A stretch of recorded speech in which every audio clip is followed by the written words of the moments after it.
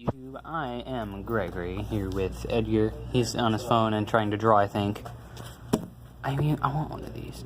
But anyway, I'm going to do the outro now in case my video stops, because I always make my deck profiles into two parts, the main deck and extra deck, just so you know, by the way.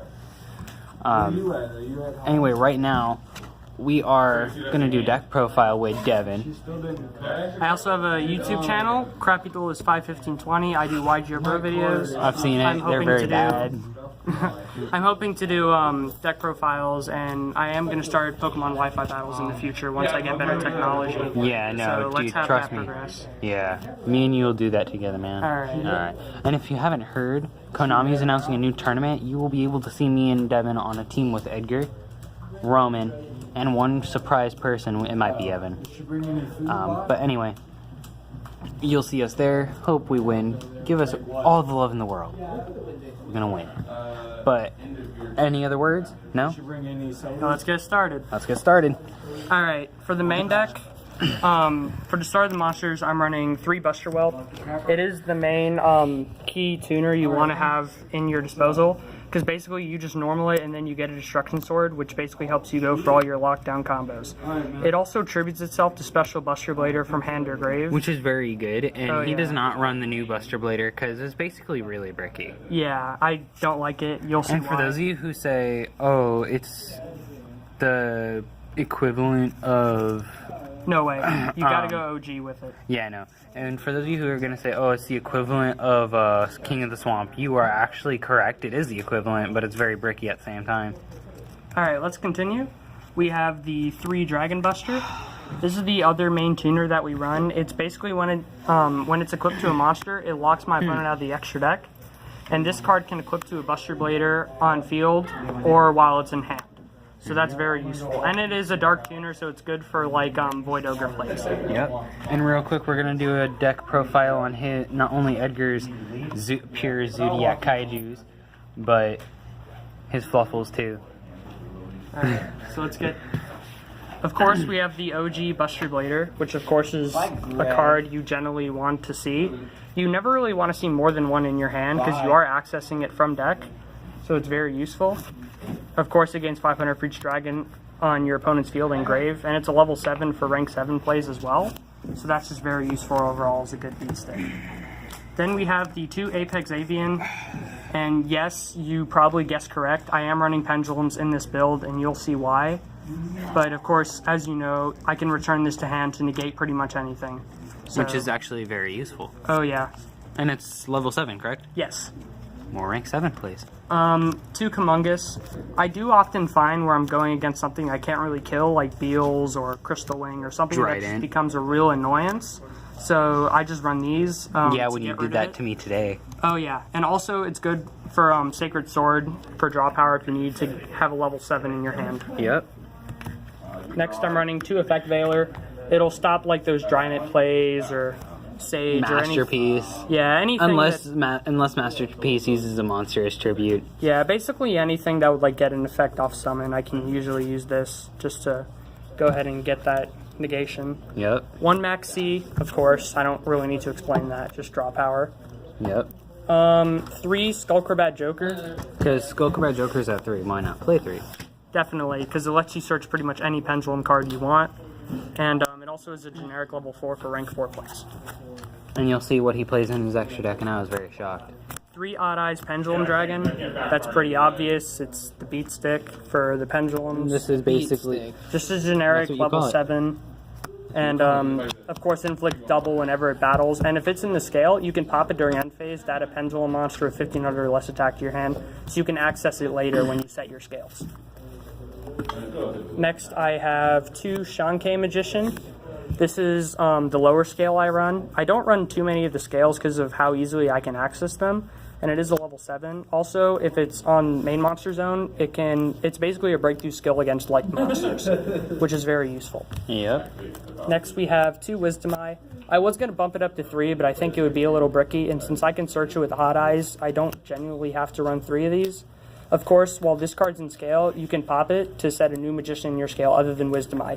And yes, you can go double Wisdom Eye and pop them one after another to get your proper scales, which is really overpowered. It's actually really helpful too. Oh yeah. Could you? Oh yeah. The one Real dragon. quick. Oh. Oh. Will you go? One with dragon pit.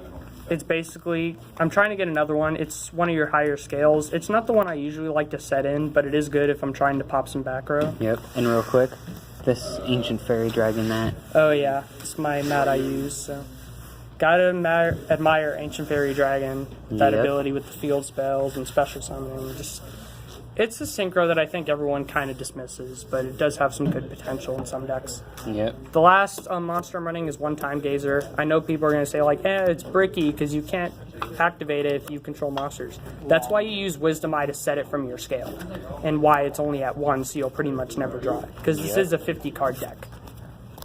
Then I'm running 2 Pendulum Call. Very Not 3. self-explanatory. Yeah, not 3 because of the fact that it can brick.